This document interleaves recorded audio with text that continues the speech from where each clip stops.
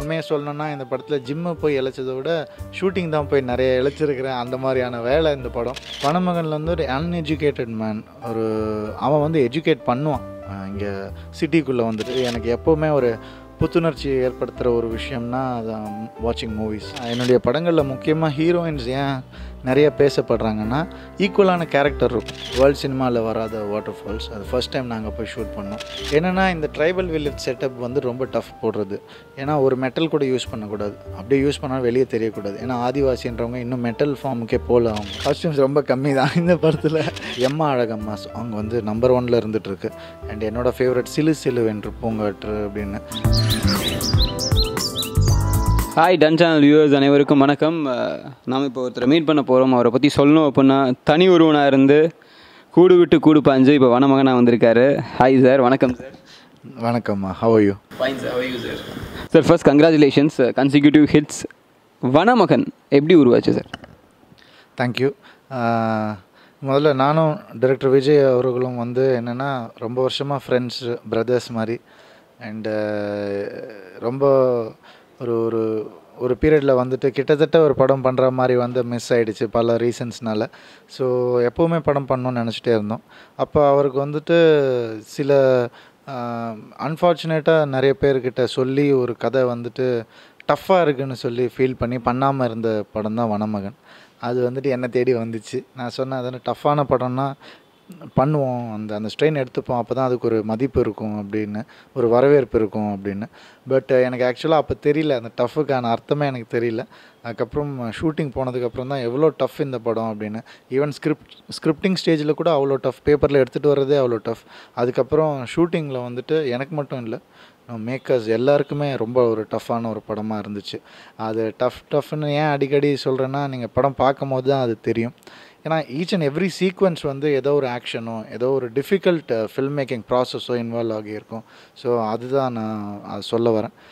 But இன்றைக்கி ஃபைனலாக படம் முடித்து பார்க்கும்போது விஷுவலாகவும் சரி, அதே நேரத்தில் பெர்ஃபார்மன்ஸஸாகவும் சரி, மியூசிக்கலாகவும் சரி, ஆக்ஷன் ஓரியன்டாகவும் சரி, காமெடி என்டர்டெயின்மெண்ட் பேஸ்டாகவும் சரி, ஒரு அழகான ஒரு ப்ரொப்போர்ஷனில் படம் வந்து இன்றைக்கி நிற்குது.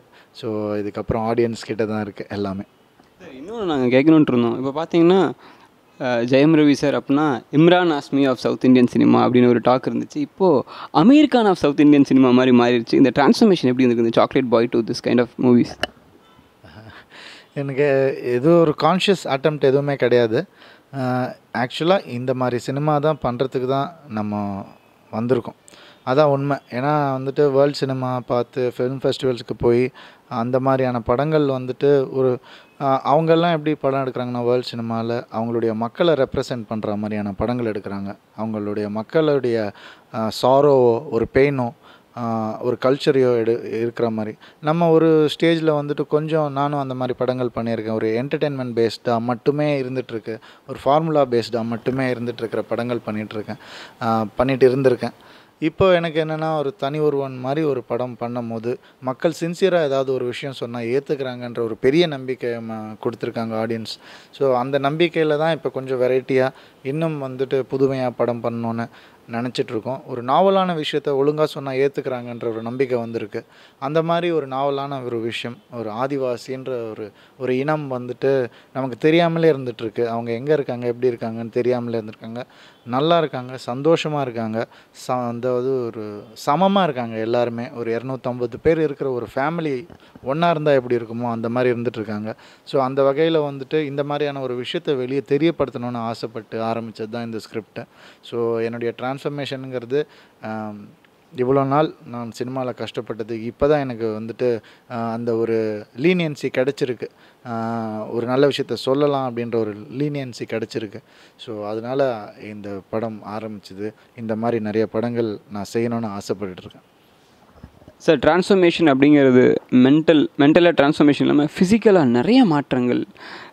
இப்போது பார்த்ததுலேருந்து போகனில் பார்த்ததுலேருந்து இப்போது how hard is it sir? Hard தான் அது. ஏன்னா டயட்டிங் அந்த மாதிரியான விஷயங்கள்லாம் வந்து என்னுடைய வேலைக்கு நான் பண்ணி தான் ஆகணும். பட் அதை நான் ஹார்டாக பார்க்காம ஒரு பேஷனாக பார்க்குறேன். அந்த கேரக்டர் அப்படி இருந்தாகணும் அப்படின்னு. பர்டிகுலராக வனமகனில் வந்துட்டு அந்த டிரான்ஸ்ஃபர்மேஷன் ஒரு ட்ரைபோட லுக்கு வரணுங்கிறது வந்துட்டு அவங்க எப்போவுமே ஒரு ரன்லேயே இருப்பாங்க. ட்ரைப் ஒரு ஹண்டிங் பண்ணிவிட்டு ஒரு மரம் ஏறிக்கிட்டு ஒரு ஒரு இடத்துலேருந்து இன்னொரு இடத்துக்கு போகிற ஒரு ஒரு மூமெண்ட்லேயே இருப்பாங்க எப்போவுமே. ஸோ அந்த மாதிரி இருக்கிறவங்க வந்துட்டு எப்போவுமே பல்கியாக இருக்க மாட்டாங்க. ஸோ ஒரு லீனாக இருப்பாங்க. ஸோ அவங்களோட சாப்பிட்ற விஷயம் எல்லாமே நல்ல ஒரு காட்டு பழங்கள் சாப்பிட்டு அந்த மூலிகை சாப்பிட்டு அப்படி வந்து இருக்கிறவங்க. ஸோ அந்த வகையில் வந்து நான் ரொம்ப பல்க் ஆகக்கூடாதுன்னு நினச்சேன். ஸ்லீக்கான உடம்பு எடுத்துகிட்டு வரணும்னு நினச்சேன். உண்மையை சொல்லணுன்னா இந்த படத்தில் ஜிம்மு போய் இளைச்சதை விட ஷூட்டிங் தான் போய் நிறைய இளைச்சிருக்கிறேன். அந்த மாதிரியான வேலை இந்த படம். ஒரு நாளுக்கு வந்து 2 நாள் வேலை பார்த்துருக்குறோம். நான் மட்டும் இல்லை, இந்த ஹோல் டீமே. ஸோ அந்த ஸ்ட்ரெயின் எல்லாம் சேர்த்து தான் இன்றைக்கி அந்த லுக்குக்கு காரணம். அந்த ஒரு ஆத்தென்டிசிட்டி ஆஃப் கேரக்டர்னு சொல்லுவோம் நம்ம. அதை நம்ப வைக்கிற தன்மை அது எல்லாமே இன்றைக்கி அமைஞ்சிருக்கு. அது நாங்கள் நம்புகிறோம், ஆடியன்ஸும் நம்புவாங்கன்னு நினைக்கிறேன். காடு ஜெயம் ரவி சாருக்கு புதுசு கிடையாது. பேராண்மைக்குள்ளேயே நிறையா சுற்றிட்டாரு காட்டில். அதனால தான் ஒரு நம்பிக்கை விஜய் சாருக்கு இருக்கலாம், தெரியல. பட் 2 படமே வந்து டோட்டலான டிஃப்ரெண்ட்டான ஒரு விஷயந்தான். பேராண்மை எப்படின்னா வந்துட்டு ஒரு எஜுகேட்டட் மேன் ட்ரைபில் வந்துட்டு எப்படி ஹெல்ப் பண்ணுறான்னு. வனமகனில் வந்து ஒரு அன்எஜுகேட்டட் மேன், அவன் வந்து எஜுகேட் பண்ணுவான். இங்கே சிட்டிக்குள்ளே வந்துட்டு அவன் என்ன மாதிரியான விஷயம் எஜுகேட் பண்ணுறான், யார் பெட்டர் பீப்புள் அப்படின்ற ஒரு ஒரு அலசல் தான் இந்த படம்.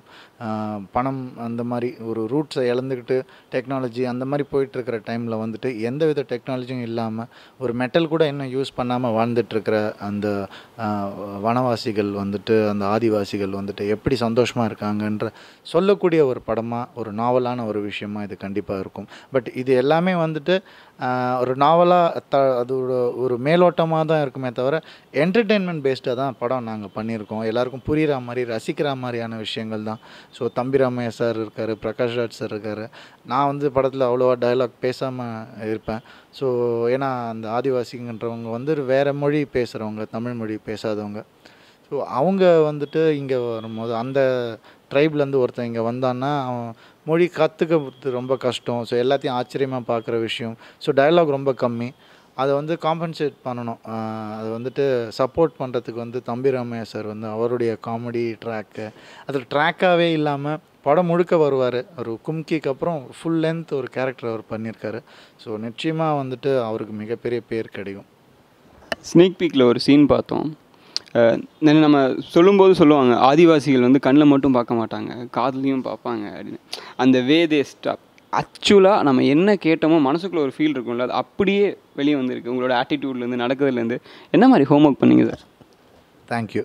அது என்னென்னா உண்மைதான். அதாவது சொல்லப்போனால் அந்த 6 அறிவு மனுஷனுக்கு இருக்குன்னு சொல்லுவோம் இல்லையா, அதெல்லாம் கொஞ்சம் ஸ்லோவாக நம்மக்கிட்டேருந்து போயிட்டே இருக்குது இங்கே சிட்டியில் வந்துட்டு. ஏன்னா பேசிக்காக சொல்லணுன்னா அந்தமான் நிக்கோபார் ஐலண்ட்ஸில் சுனாமி வந்தப்போ ஒரு ட்ரைப் கூட சாகலை. அவங்க எல்லாருக்கும் அந்த 6th சென்ஸ் வந்து எங்கேயோ ஏதோ ஒரு சத்தம் கேட்டு ஏதோ ஒன்று நடக்க போகுதுன்னு தெரிஞ்சு ஹையர் கிரவுண்ட்ஸ்க்கு போய் தங்கிட்டாங்க, மேட்டுக்கு போயிட்டாங்க. ஸோ தண்ணி உள்ளே வந்தாலும் அவங்களுக்கு எதுவும் ஆகலை. ஒரு மிருகம் சாவலை, ஒரு மனிதனும் சாவலை, அங்கே ஒரு ஆதிவாசி கூட சாகலை. ஸோ அது வந்துட்டு நமக்கு அதை ஸ்லோவாக இழந்துகிட்டே வந்துட்டுருக்கோம். அந்த மாதிரியான ஒரு ஒரு சென்ஸ் தான் அவங்களுக்கு இருக்கும். அவங்க வந்துட்டு எந்த மரத்தில் எந்த மூலிகை எந்த இதுக்கு அவங்க தடுப்பூசி கூட போட்டது கிடையாது. நம்ம இங்கே தடுப்பூசி போடுறோம். அப்போ எப்படி அவங்க வாழ்கிறாங்க, அவங்களுக்கு என்ன தெரியும், அவங்களுக்கு நம்மளோட என்ன ஒரு ஒரு அதிசயமான ஒரு உலகம் தான் அது. ஸோ அதை தான் காமிச்சிருக்கோம் இந்த படத்தில். நான் ட்ரான்ஸ்ஃபார்ம் ஆனது வந்துட்டு நிறைய டாக்குமெண்ட்ரிஸ், அவங்களுடைய ஒரிஜினல் டாக்குமெண்ட்ரிஸ் பார்த்தேன். அவங்கக்கிட்ட பேச முடியாது, ஏன்னா அது ஒரு ரெஸ்ட்ரிக்டட் ஏரியாவாக இருக்குது. ப்ராக்டிஸ் எனக்கு எப்படி வந்துச்சுன்னா, சில பேர் அங்கேருந்து சிவிலைஸ் ஆகி வந்த ட்ரைப் இருக்காங்க, அவங்கக்கிட்ட பேசியிருக்கோம். அவங்க லைஃப் எப்படி இருக்குன்னு சொல்லியிருக்காங்க. ஸோ இந்த மாதிரியான விஷயங்கள்லாம் நிறைய சேகரித்து பண்ண ஒரு ஒரு ஆத்தென்டிக்காக பண்ணணும்னு நினச்சி பண்ண விஷயந்தான் இது எல்லாமே. நாங்கள் ஒரு டீம் வச்சு கண்டுபிடிச்சோம், ஜெயம் ரவி சாருக்கு வந்து ஷூட் இல்லை வீட்டில் அப்படின்னா ஏதோ ஒரு வேர்ல்டு மூவி எடுத்து சிடி பார்த்துக்கிட்டே இருப்பாராமே. ஷூட்டிங் இல்லைன்னா வீட்டில் அதுதான் வேலை. என்னோடய பிரெயின் ஃபுட்டுன்னு சொல்லுவேன் நான். ஏன்னா சினிமா யாரும் சொல்லிக் கொடுக்க முடியாது, ஆக்டிங் யாரும் சொல்லிக் கொடுக்க முடியாது, அது நம்மளாக தான் செல்ஃப் டாட் பண்ணிக்கணும். ஸோ அந்த வகையில் வந்துட்டு நம்மளுடைய குருன்னு பார்த்தா அது உலக சினிமா தான் கண்டிப்பாக. அதில் தமிழ் சினிமாவும் மிகப்பெரிய பங்கு இருக்குது உலக சினிமாவில். ஸோ நம்ம வந்துட்டு சினிமா தோன்றின காலத்துலேருந்து இருக்கோம் நம்மளும் தமிழ் சினிமா. ஸோ இது எல்லாமே வந்து ஒரு லேர்னிங் ப்ராசஸ். அது என்னுடைய கைடன்ஸ் எல்லாமே வந்துட்டு எங்கள் அப்பா வந்து சொன்ன விஷயங்கள் அண்டு சினிமா பார்த்து கற்றுக்கிட்ட விஷயங்கள் தான். வேறு நமக்கு காலேஜில் படித்தது நிறைய ஹெல்ப் ஆகிருக்கு. காலேஜில் கூட அதான் சொல்லுவாங்க, நிறைய படங்கள் பாருங்கள், தியரி கற்றுக்கோங்க. ஒரு கிராமரை வந்து பிரேக் பண்ணணும் அப்படின்னா கிராமர் தெரிஞ்சுக்கிட்டால் தான் அதை பிரேக் பண்ண முடியும். ஸோ அந்த கிராமரை நம்ம தெரிஞ்சுக்கணும். அப்போ தான் நம்ம வந்துட்டு அதை பிரேக் பண்ணி புதுசாக ஒன்று வந்து செய்ய முடியும். ஸோ நிறைய படங்கள் பார்ப்பேன். அது வந்துட்டு எனக்கு எப்போவுமே ஒரு புத்துணர்ச்சி ஏற்படுத்துகிற ஒரு விஷயம்னா அதான் வாட்சிங் மூவிஸ். அப்பார்ட் ஃப்ரம் மூவி இந்த கொஷின் நான் கேட்டே ஆகணும் சார். எல்லா செலிபிரிட்டிஸ் ஃபேமிலிஸ்க்கும் ஒரு ரொம்ப பிடிச்ச பர்சனாக ஜெயம் ரவி சார் இருக்கார். கலாய்க்கணுன்னா வெங்கட் பிரபு சாரோட அம்மாவிலேருந்து எல்லோரும் கலாய்ச்சி விளையாடுறது ஜெயம் ரவி சார் தான். அது ஏன்? அது எப்படியோ ஜெல் ஆகிட்டோம் நாங்கள். அது என்னன்னு தெரியல. மேபி நான் பண்ண படங்கள் மேபி ஃபேமிலி ஓரியன்ட் ஃபில்மாக இருக்கும். நான் சந்தோஷ் சுப்ரமணியம், உனக்கும் எனக்கும், எம் குமரன், இது எல்லாமே ஃபேமிலி ஓரியன்டாக இருக்கும். இன்றைக்கி வந்து சில படங்கள் தான் குடும்பத்தோடு பார்க்க முடிகிற ஒரு படமாக இருக்குது. அந்த மாதிரி வந்து நிறைய படங்கள் நான் பண்ணியிருக்கேன். And you know even Santhosh Subramaniam எடுத்துக்கிட்டிங்கன்னா அதில் வந்து நிறைய பேர் பர்சனலாக சேஞ்ச் நிறைய பேர் பார்த்துருக்காங்க. எங்ககிட்ட சொன்ன நிறைய பேர் இருக்காங்க ஃப்ரெண்ட்ஸே வந்துட்டு, நான் என் பையனை இன்ஜினியரிங்கில் போட்டேன், பட் அவனுக்கு இது தான் பிடிச்சிருந்து, எலக்ட்ரானிக் இது பிடிச்சிருந்துச்சு. ஸோ இந்த படம் பார்த்த உடனே நான் முடிவு பண்ணேன், உடனே மாற்றிடணும் அப்படின்னு நான் மாற்றினேன் அப்படின்னு சொல்லிட்டு. ஸோ அந்த படங்கள் வந்துட்டு படத்தையும் தாண்டி ஒரு பர்சனல் லெவலில் ஒரு பாதிப்பை ஏற்படுத்துகிற சில படங்களில் வந்து நான் இருக்கேன்னு நினைக்கும் போது சந்தோஷமாக இருக்குது. அண்டு அதனால் இப்படி ஃபேமிலிஸ்க்கு பிடிச்ச ஒரு ஹீரோவாக இருக்கிறேன். சார் இன்னொரு ரூலும் இருக்குது சினிமா. இப்போ பார்த்தீங்கன்னா ஒரு நியூ ஹீரோயின் வராங்க அப்படின்னா அவங்க வந்து ஒரு பெரிய ஸ்டார்டமோட ஒரு தமிழ்நாட்டோட ஒரு பப்ளி ஃபேஸ் ஆகணும் அப்படின்னா ஜெயம் ரவி சார் கூட ஃபஸ்ட் படம் பண்ணிடணும். இதை பற்றி கமெண்ட் பண்ணுறதுக்கு எனக்கு எதுவும் இல்லை. பட் என்னென்னா என்னுடைய படங்களில் முக்கியமாக ஹீரோயின்ஸ் ஏன் நிறைய பேசப்படுறாங்கன்னா ஈக்குவலான கேரக்டர் இருக்கும். சும்மா ஏதோ அவங்க ஒரு கிளாம் டாலாக யூஸ் பண்ணாமல், ஹீரோயின் இருக்கணுமேன்னு யூஸ் பண்ணாமல் அவங்களுக்கு ஒரு டிஃபைன்டு ரோல் இருக்கும். அண்டு அதை அவங்கள தவிர வேறு யாரும் பண்ண முடியாத மாதிரி இருக்கும். அந்த கேரக்டருக்குன்னே அவங்க இருக்கிற மாதிரியே இருக்கும். ஸோ அந்த ஒரு விஷயந்தான் நினைக்கிறேன். அதனால் நிறைய வெளியே பேசப்படுறாங்க. அண்டு என் கூட பண்ண ஹீரோயின்ஸ் எல்லாருமே உண்மையாகவே டேலண்டட் ஹீரோயின்ஸ். பர்ஃபார்மன்ஸ் பண்ணுவாங்க, டான்ஸ் நல்லா பண்ணுவாங்க, அண்ட் எமோஷன்ஸ் கரெக்டாக பண்ணுவாங்க. ஸோ அதனால தான் நினைக்கிறேன். மற்றபடி எனக்கும் அதுக்கு எந்த சம்மந்தமும் கிடையாது. சாய்ஷா, அதுக்காக தான் இந்த கொஷினே கேட்டோம். காவ்யா, எப்படி இருந்துச்சு அந்த பாண்டிங்? ஆக்சுவலி அந்த சாங் மெஸ்மரைசிங், தம் சாங் வந்து மெஸ்மரைசிங். எப்படி இருந்துச்சு உங்கள் காம்பினேஷன்? அவங்க வந்துட்டு கண்டிப்பாக டேலண்டட் ஹீரோயின் தான். தமிழில் இதுதான் முதல் படம். தெலுங்குலேயும் ஹிந்திலேயும் ஒரு படம் பண்ணியிருக்காங்க. நல்லா ஹோம் ஒர்க் பண்ணுறாங்க. தமிழ் உச்சரிப்பு ஒழுங்காக பேசணும்னு நினைக்கிறாங்க. இதெல்லாம் நான் தமன்னா கிட்ட நிறையா பார்த்துருக்கேன். அது தில்லலங்கடி படத்தில் அந்த ஒரு ஸ்ட்ரெயின் எடுப்பாங்க அவங்க. அதுக்கப்புறம் இவங்க கிட்ட பார்க்குறேன். ஸோ கண்டிப்பாக வந்துட்டு ஒரு மிகப்பெரிய ஒரு ரவுண்டு வரக்கூடிய ஒரு ஹீரோயினாக இருப்பாங்க. படத்தோட காஸ்டிங் பிரகாஷ்ராஜ் சார் இருக்கார், நிறைய ஒரு ஸ்டார்டம்ஸ் இருக்காங்க. என்ன மாதிரி கதை ட்ராவல் ஆகுது? அவங்களுக்குள்ள இம்பார்ட்டன்ஸ் எப்படி இருக்குது? நம்ம மாறுபட்ட கதைன்னு சொல்லும் போது உண்மையாகவே அது கேரக்டர்ஸ் மாறுபடும் போது சீன் மாறுபடும், ஸ்க்ரீன் ப்ளே மாறுபடும். அந்த மாதிரி சொல்கிற வகையில் வந்துட்டு இந்த படம் கண்டிப்பாகவே ஒரு புது கலரை கொடுக்க போகுது. அதில் வந்து பிரகாஷ்ராஜ் சார் மாதிரி ஆக்டர் கண்டிப்பாக தேவை. ஏன்னா ஒரு புது விஷயம் செய்யும் போது ஒரு ரிலேட் ஆகிறதுக்கு நமக்கு ஒரு அதை நம்ப வைக்கிறதுக்கு ஒரு முக்கியமான ஆக்டர்ஸ் தேவை. ஸோ பிரகாஷ்ராஜ் சாரும் தம்பி ராமையா சாரும் ரொம்ப ரொம்ப ஒரு இம்பார்ட்டண்ட் ரோல் பண்ணியிருக்காங்க. அண்ட் பிரகாஷ்ராஜ் சார் சொல்லவே வேணாம், அவர் எப்போ எந்த கேரக்டர் பண்ணாலும் அதே மாதிரி 10 கேரக்டர் படத்தில் பண்ணியிருந்தாலும் 10மே வெரைட்டியாக பண்ணியிருப்பார். ஸோ அந்த டேலண்ட் அவர்கிட்ட தான் நான் பார்த்துருக்கேன். ஸோ இந்த படத்துலேயும் அவர் வந்து ஒரு வெரைட்டியாக தான் பெர்ஃபார்ம் பண்ணியிருக்காரு. அது சொல்லவே தேவையில்லை. நம்ம என் தம்பி ராமையா சார் வந்துட்டு எனக்கு தனி ஒருவனில் அவர் பெர்ஃபார்மன்ஸ் ரொம்ப பிடிக்கும். அதுக்கப்புறம் எனக்கு அவர் பெர்ஃபார்மன்ஸ் பிடிச்சது கண்டிப்பாக வனமகனில் தான். அழகாக பேலன்ஸ் பண்ணியிருக்காரு எல்லாரையும். ஏன்னா ஹீரோயின் புதுசு, ஹீரோ பேசுகிறது இல்லை படத்தில். அப்படி இருக்கும்போது அவருக்கு அந்த வேல்யூ கண்டிப்பாக அது வந்து ஆட் ஆகுது அவருக்கு. ஸோ அவர் அதை பேலன்ஸ் பண்ண வேண்டிய சிச்சுவேஷன் இருக்குது. ரொம்பவே அழகாக பண்ணியிருக்கார். இப்போது அந்த காட்டுக்குள்ளே இருக்க சீக்வன்ஸ் ஆகட்டும், எங்கே ஷூட் பண்ணிங்க சார்? அந்த அவ்வளோ ஒரு நேச்சுரல், அவ்வளோ ஒரு பியூட்டிஃபுல்லாக இருக்குது. ஆமாம், அது வந்து all credits to Thiru sir. அவர் வந்து ஒரு மெஜிஷியன். அவரோட லென்ஸில் வந்து பார்க்கும் போது உலகம் வேறு மாதிரி தெரியுது. பேசிக்காக வந்து வியட்நாமில் ஷூட் பண்ணோம். வியட்நாமில் நான் வந்து சொல்கிறது கொஞ்சம் கூட மிகை கிடையாது. உண்மையாகவே அவதார் படத்தில் பார்த்தோன்னா அந்த ஃப்ளோட்டிங் மவுண்டன்ஸ்லாம் பார்க்கும்போது அது வந்து கிராஃபிக்காக க்ரியேட் பண்ண ஒரு விஷயம். அது ரியலாக இருந்தால் எப்படி இருக்கும்? அந்த மாதிரியான ஒரு லொக்கேஷன் தான் வியட்நாமில் நாங்கள் பார்த்தது. அந்த வாட்டர் ஃபால்ஸ் இது வரைக்கும் எந்த படத்துலையும் வராத ஒரு வாட்டர் ஃபால்ஸ், வேர்ல்டு சினிமாவில் வராத வாட்டர் ஃபால்ஸ். அது ஃபர்ஸ்ட் டைம் நாங்கள் போய் ஷூட் பண்ணோம். அது என்ன ஆகிடுச்சுன்னா வந்துட்டு நான் ஒரு 20 நாள் ஷூட்டிங் கொஞ்சம் டிலே பண்ணேன், எனக்கு ஒரு ஒர்க் இருக்குதுன்னு சொல்லிட்டு. அந்த 20 நாள் வேஸ்ட் பண்ணாமல் விஜய் வந்துட்டு டைரக்டர் வந்துட்டு என்ன பண்ணிட்டாருன்னா ரெக்கி போயிட்டார். ஃபுல்லாக லொக்கேஷன் பார்க்க போயிட்டார். அதனால் நல்ல நல்ல லொக்கேஷன்ஸ் கிடச்சிடுச்சு. அங்கெல்லாம் போகவே முடியாது. எங்களை இழுத்துட்டு போனார். ஒரு 60 பேர் இருக்கிற க்ரூ அங்கே இழுத்துட்டு போய் போட்டில் போய் காரில் போய் அதுக்கப்புறம் நடந்து போய் ட்ரெக்கிங் போய் ஷூட் பண்ண வேண்டிய சுச்சுவேஷன். குளிர் தாங்க முடியாத குளிர் அங்கே.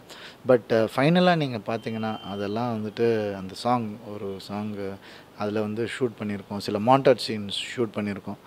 எக்ஸ்ட்ராடினரியாக வந்திருக்கு. அது ஒரு விஷுவல் ஸ்ப்ளெண்டராக கண்டிப்பாக சொல்லலாம் நம்ம. ஸோ இது all credits to Thiru sir. Plus தாய்லாண்டில் வந்து நிறைய ஷூட் பண்ணியிருக்கோம். தலக்கோனா ஃபாரஸ்ட்டில் நிறைய ஷூட் பண்ணியிருக்கோம். பேசிக் போர்ஷன் எல்லாமே சென்னையில் பண்ணியிருக்கோம். அதே மாதிரி அவங்க வீடு, அந்த செட்ஸ், அந்த ஆர்ட் ஒர்க்ஸ்லாம் பார்க்கும்போது நம்ம சின்ன வயசில் ஹிஸ்ட்ரி புக்கில் பார்த்துருக்கோம். அந்த ஃபீல் அப்படியே கொடுக்குது. கிரெடிட் வந்து கண்டிப்பாக ஆர்ட் டைரக்டர் ஜெயஸ்ரீக்கு தான் போகணும். அவங்க என்னென்னா நிறைய இப்போ ஸ்டேட் அவார்ட்லாம் வாங்கினாங்க அவங்க சார்லின்ற ஒரு படத்துக்கு. ஸோ அவங்க நல்லா ஜெல் ஆகிட்டாங்க எங்கள் டீம் கூடயும் டைரக்டர் விஜய் கூடயும். ஸோ ஈஸியாக ஒரு அண்டர்ஸ்டாண்டிங் இருந்துச்சு. அண்ட் நிறைய ஹார்ட் ஒர்க் போட்டிருக்காங்க, நிறைய ரிசர்ச் பண்ணியிருக்காங்க. என்னென்னா இந்த ட்ரைபல் வில்லேஜ் செட்டப் வந்து ரொம்ப டஃப் போடுறது. ஏன்னா ஒரு மெட்டல் கூட யூஸ் பண்ணக்கூடாது, அப்படியே யூஸ் பண்ணால் வெளியே தெரியக்கூடாது. ஏன்னா ஆதிவாசின்றவங்க இன்னும் மெட்டல் ஃபார்முக்கே போகல அவங்க.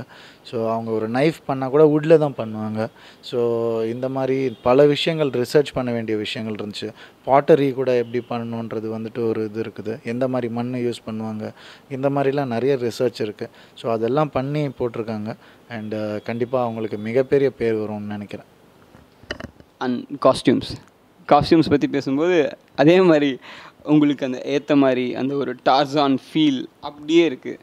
காஸ்டியூம்ஸ் பற்றி கொஞ்சம் சொல்லுங்கள். காஸ்டியூம்ஸ் ரொம்ப கம்மி தான் இந்த படத்தில்.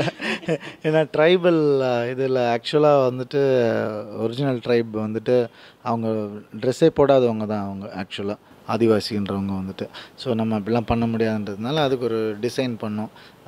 ஸோ அந்த டிசைன் வந்துட்டு என்னென்னா நாங்களே தான் பண்ணோம் உட்காந்து இப்படி பண்ணலாம் அப்படி பண்ணலான்னு சொல்லிட்டு. அது கொஞ்சம் ரெஃபரன்சஸ்லாம் இருந்தது. சில ட்ரைப் வந்து போடுவாங்க, அவங்க எப்படி போட்டிருக்காங்க என்னன்றது பார்த்து பண்ணோம். ஸோ இந்த மாதிரி வந்தது தான் அந்த காஸ்டியூம். இது இல்லாமல் வந்துட்டு இன்னொரு காஸ்டியூம் இருக்குது. அது என்னென்னா ட்ரெஸ்ஸு வந்துட்டு போட்டு பழக்கம் இல்லை ஷர்ட் எல்லாம். ஸோ அது அங்கங்கே கிழிச்சு விட்ற மாதிரியான ஒரு காஸ்டியூம். அது வந்து ஒரு ஃபேஷன் ஸ்டேட்மெண்ட் ஆகிடும் கூடிய சீக்கிரம் நினைக்கிறேன். இப்போ கூட ஜாராவில் பார்த்தேன், அந்த மாதிரி கிழிச்சு விட்ட மாதிரி தான் பண்ணியிருக்காங்க. ஸோ கூடிய சீக்கிரம் அது ஒரு ஃபேஷன் ஸ்டேட்மெண்ட் ஆகும். ஹீரோயினுக்கு போட்டியாக இந்த படத்தில் ஹீரோ காஸ்டியூம் போட்டிருக்காரு. காஸ்டியூம் போடலை சார். அதே மாதிரி songs Harris Jayaraj and Jayam Ravi sir வந்தாலே ஒரு மேஜிக். உண்மை தான் அது. ஏன்னா ஹாரிஸ் சாரே சொல்லியிருக்காரு, என்னோடய 2 ஃபேவரட் ஆல்பம் இருக்குது. ஒன்று தாம்தம், ஒன்று வந்துட்டு எங்கேயும் காது. ஸோ இது ரெண்டுமே வந்து நான் இருக்கேன் அப்படின்றது எனக்கு சந்தோஷமான ஒரு விஷயம். அதுக்கப்புறம் அவங்க எல்லாருக்குமே தெரியும் அவரோட லேட்டஸ்ட் பெஸ்ட் வனமகன் தான் கண்டிப்பாக. ஆல்ரெடி வந்து எல்லா எஃப்எம்ஸ்லேயும் வந்து இது எம்மா அழகம்மா சாங் வந்து நம்பர் 1ல் இருந்துகிட்ருக்கு. அண்ட் என்னோடய ஃபேவரட் சிலு சிலு வென்று பூங்காற்று அப்படின்னு. ஸோ அது equal credits to Madhan Karky also. அவரும் வண்டர்ஃபுல் லிரிக்ஸ் இந்த படத்துக்கு பண்ணியிருக்காரு. ஒரு புது உலகத்தை காமிச்சிருக்காரு அவருடைய வார்த்தைகள் மூலமாக. இவர் வந்து அவருடைய ஹாரிஸ் சார் வந்து அவருடைய இசை மூலமாக புது உலகத்தை காமிச்சிருக்காரு. ஸோ கண்டிப்பாக இவங்க 2 பேரும் இந்த team and first time Vijay வந்து அவங்க கூட இன்ட்ராக்ட் பண்ணியிருக்காரு. ஸோ டெஃபினட்டாக இது வந்து ஒரு வின்னிங் காம்பினேஷனாக வரும். பொதுவாக ஒரு ஹீரோக்கு டைலாக் கம்மியாக இருந்தது அப்படின்னு பார்த்தீங்கன்னா பிதாமகனில் விக்ரம் சார் நேஷ்னல் அவார்டு வாங்கினது. Do you feel? அவார்டா? ஐயோ இல்லை, எனக்கு அதை பற்றி நினைக்கிறது இல்லை. நான் கொடுத்தா வேணான்னு சொல்ல மாட்டோம், ரொம்ப சந்தோஷம். ஏன்னா ஒரு ஆக்டருக்கு என்ன இருக்குது, ஃபைனலாக வந்துட்டு பணம் காசு இதெல்லாம் தவிர அக்செப்டன்ஸ் தான் முக்கியம். இமேஜும் அக்செப்டன்ஸும் அண்டு ஒர்க்கை மதிக்கிறாங்க அப்படின்னு தெரிஞ்சாலே ஹாப்பியாக தான் நாங்கள். அதுக்கப்புறம் அவார்ட்ஸ் வந்துட்டு கண்டிப்பாக தேவை, எல்லாருக்குமே தேவை. பட் அதை நோக்கி யாரும் ஒர்க் பண்ணுறாங்களான்னு டவுட்டு தான் எனக்கு. செய்கிற வேலையை ஒழுங்காக செய்யணும், அது மட்டும்தான் மைண்டில் இருக்குது. அந்த மாதிரி தான் இத்தனை வருஷம் நான் இருந்துகிட்ருக்கேன். இனிமேல் தான் அப்படி தான் இருப்பேன். எந்த படத்தையுமே என்னுடைய முதல் படமாக தான் நான் கன்சிடர் பண்ணி நான் பண்ணுவேன். ஸோ அந்த வகையில் வனமகனையும் அப்படி தான் நான் பண்ணியிருக்கேன். இதுக்கு மேலே நம்ம கையில் எதுவுமே கிடையாது. இந்த படம் வந்துட்டு ஆடியன்ஸ்கிட்டையும் கிரிட்டிக்ஸ்கிட்டையும் தான் இருக்குது. ஆக்சுவலி பார்த்தீங்கன்னா விஜய் சாரோட படங்கள் எல்லாத்துலேயுமே வந்து ஒரு களம் வேறு ஏதோ ஒரு களத்தை நோக்கி போனாலும் அதில் வந்து ஒரு அழகான ஒரு ரொம்ப க்யூட்டாக ஒரு லவ் ஸ்டோரி இருக்கும். இந்த படத்தில் படமே லவ் ஸ்டோரி தான். ஸோ அதுதான் டச் பண்ணியிருக்கோம். லவ்ன்றது என்னென்னா இந்த ஒரு படி மேலே போய் ஆணுக்கும் பெண்ணுக்குமான லவ்வை தாண்டி மனிதனுக்குமான லவ். அதாவது லவ்ன்றது காமனான டேர்ம் இங்கிலீஷில். தமிழில் தான் காதல், அது பாசம், நேசம் இதெல்லாம் பேசுவோம். பட் லவ்ன்றது பேசிக்காகவே அது இருக்கிறதால தான் உலகம் இன்னும் இயங்கிட்டுருக்கு, சுற்றிட்டுருக்கு அப்படின்னு சொல்லலாம். ஸோ அந்த வகையில் வந்துட்டு ஒரு அழகான ஒரு love towards human to human ஒரு லவ். யார் சிறந்தவர்கள், யார் வந்துட்டு அதாவது ஆதிவாசியாக இல்லை சோ கால்டு சிவிலைஸ்டு பீப்புளாக, அவங்க என்ன வச்சுருக்காங்க, நம்ம என்ன இழந்துட்டுருக்கோம், அதை எப்படி ஷேர் பண்ணலாம், அவங்கள எப்படி லிவ் அண்ட் லெட் லிவ்ன்றது ஒரு அழகான ஒரு பாயிண்ட், அது நாவல் பாயிண்ட். ஸோ வந்துட்டு அது இருக்குது.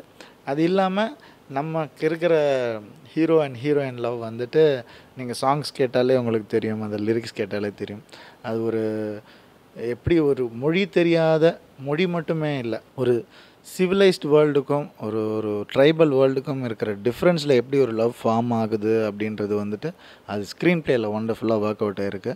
அண்டு அது நீங்கள் படம் பார்க்கும் போது சீன் பை சீன் அந்த லவ்வில் ட்ராவல் ஆகிறதுக்கு வந்து அப்படியே நம்மளை அறியாமல் அதுக்குள்ளே போயிடுவோம். நம்ம அந்த மாதிரியான ஒரு மேஜிக் நடந்திருக்கு. எம்மா அழகம்மா பாட்டு கேட்டதுக்கப்புறம் எங்களுக்குள்ள ஒரு ஃபீல் என்ன அப்படின்னா, ஹீரோவுக்கு தான் முதல் காதல் வயப்பட்டு ஹீரோயின் பின்னாடியே சுற்றிட்டுருக்காரு. அப்படியா? லவ் அட் ஃபர்ஸ்ட் சைட் தான். அது கரெக்ட் தான் நீங்கள் சொல்கிறது. அதாவது அது ஒரு மாதிரியான ஒரு இன்ஸ்டன்ஸில் அது நடக்கும். அந்த நடக்கும்போது அது ஒன்று மட்டும்தான் ஹீரோவுக்கு ஞாபகம் இருக்கும். ஸோ அதுலேருந்து அப்படியே ட்ராவல் ஆகிற மாதிரி தான் கதை. ஸோ லவ் அட் ஃபர்ஸ்ட் சைட்டுன்றது தான் உண்மை. இன்னொன்று, இந்த ஸ்னீக் பீக்கில் பார்த்து ரொம்ப ரசித்த விஷயம் சார் என்ன அப்படின்னா, நம்ம இந்த சின்ன ஜங்கிள் புக்கிலலாம் பார்த்துருப்போம்ல, ஒரு மிருகம் அடிபட்டிருக்கும், அதுக்கு நம்ம ஃபஸ்ட் எய்ட் பண்ணியிருப்போம். அவங்கள இன்னொரு பக்கம் பார்க்கும்போது அட்டாக் பண்ணுற மிருகம் கூட அவங்கள பாசமாக பார்க்கும். அந்த ஒரு பாயிண்ட் வந்து அந்த ஸ்னீக் பீக்கில் பார்த்தோம். அது பர்பஸ்ஃபுல்லாக அது வச்சுருக்கீங்களா? இருக்கலாம். அதை நான் சொன்னேன் இல்லையா, அந்த லவ்ன்ற ஒரு விஷயம் அது வந்துட்டு யார்கிட்ட வேணால் ஏற்படலாம். அது ஒரு ஒரு பாசமாக இருக்கலாம், அஃபெக்ஷனாக இருக்கலாம், காதலாக இருக்கலாம். அது வந்துட்டு விலங்குகள் கிட்ட கூட இருக்கலாம். ஸோ என்னை பொறுத்த வரைக்கும் ஈவன் விலங்குகளே வந்து பசிச்சா தான் வேட்டையாடும், மற்ற நேரத்தில் வேட்டையாடாது. ஸோ அந்த மாதிரி வந்து ரூல் ஆஃப் த ஜங்கிள் அது. ஸோ அதெல்லாம் வந்து சில விஷயங்கள்லாம் நம்ம சொல்ல ட்ரை பண்ணியிருக்கோம் படத்தில். அண்டு இந்த ஸ்னீக் பீக்கில் வந்து என்னென்னா அழகான ஒரு விஷயம் என்னென்னா, நம்ம ஆடியன்ஸோட ரியாக்ஷன் எப்படி இருக்குன்னா, அவங்க நினச்ச ஒரு கதைக்கு வந்துட்டு ஒரு உயிர் கொடுத்த மாதிரியான ஒரு சீனை நாங்கள் பார்த்துட்டோம். இந்த ஃபுல் படத்தை பார்க்க ஆவலாக இருக்கும்ன்ற ஒரு நம்பிக்கை க்ரியேட் ஆகிருக்கு அவங்களுக்கு. அந்த நம்பிக்கை எந்த விதத்துலையும் வீண் போகாது, அதை விட பல மடங்கு அதிகமாக தான் வரும். இன்றைக்கி சோஷியல் நெட்வொர்க்கிங்கில் பயங்கர ஷேரிங்ஸ் போயிட்டுருக்கு. ஃபேஸ்புக்கில் எங்கே ஓப்பன் பண்ணாலும் அந்த ஸ்னீக் பிக் தான் வந்திருக்கு. First congrats for it sir. Sir இதுக்கப்புறம் ஜெயம் ரவி சார் எப்படி ப்ரொஜெக்ட் ஆவார்? அது எனக்கு வர ஸ்கிரிப்ட்ஸை வச்சு தான் இருக்குது. எனக்கு இந்த மாதிரி கேரக்டர் பண்ணோம், அந்த மாதிரி பண்ணோன்ற எண்ணம் எதுவுமே இல்லை. இன்ஃபேக்ட் வந்து இப்போ ஒரு பேராண்மை மாதிரி படம் வந்திருக்காட்டி நான் வேறு மாதிரியான படங்கள் தான் பண்ணிகிட்ருப்பேன். ஸோ அது என்னை மீறி வர விஷயங்கள் தான். அண்டு இப்போ ஜனா சார் வந்து எனக்கு அந்த ஸ்கிரிப்ட் எடுத்துகிட்டு வந்திருக்காட்டி எனக்கே தெரியாது என்னால் அந்த மாதிரி படம் பண்ணியிருக்க முடியும்னு எனக்கு தெரியாது. ஸோ என்னை விட என்னுடைய பொட்டென்ஷியல் மேலே டைரக்டர்ஸ் நிறைய நம்பிக்கை வச்சுருக்காங்க. ஸோ நிமிர்ந்து நிலம் அப்படி தான் பண்ணேன், பூலோகமும் அப்படி தான் பண்ணேன், தனி ஒருவன் அண்ணா சொல்லவே வேண்டாம். ஸோ இந்த மாதிரி வர ஸ்கிரிப்ட்ஸை வச்சு தான் நான் முடிவு எடுக்கிறேனே தவிர, நான் இந்த மாதிரி ஒரு கேரக்டர் பண்ணோன்னு நினச்சி டைரக்டர்கிட்ட மூவ் பண்ணுறது இல்லை.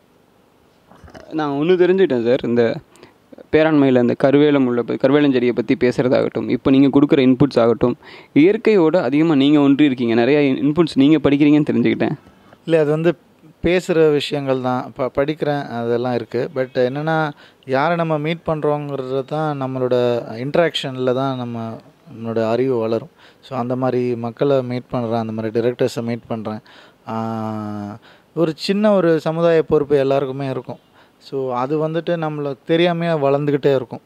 ஸோ அது வளர வளர அந்த மாதிரியான ஒரு விஷயத்த பகிர்ந்துக்கணும்னு நினைப்போம். அது மாஸ் மீடியா, சினிமா மாஸ் மீடியாவில் பகிர்ந்துக்கும் போது எல்லாருக்கும் தெரியக்கூடிய ஒரு ஆப்பர்ச்சுனிட்டி கிடைக்குது. ஸோ அது சொல்ல வர விஷயத்த ஒழுங்காக சொல்ல முடியும் நம்மளால். அதை வந்துட்டு எந்தவித கான்ட்ரவர்சியும் இல்லாமல் சொல்ல முடியும் அண்ட் உண்மையை சொல்ல முடியும். ஸோ இது வந்துட்டு ஒரு பெரிய மீடியம் சினிமான்றது. இந்த மாதிரி ஒரு சோஷியல் விஷயத்த சினிமாவில் சொல்கிறது கண்டிப்பாக நல்லதுன்னு தான் நான் எப்போவுமே நினைப்பேன். அண்ட் அது சொல்லணும் கண்டிப்பாக.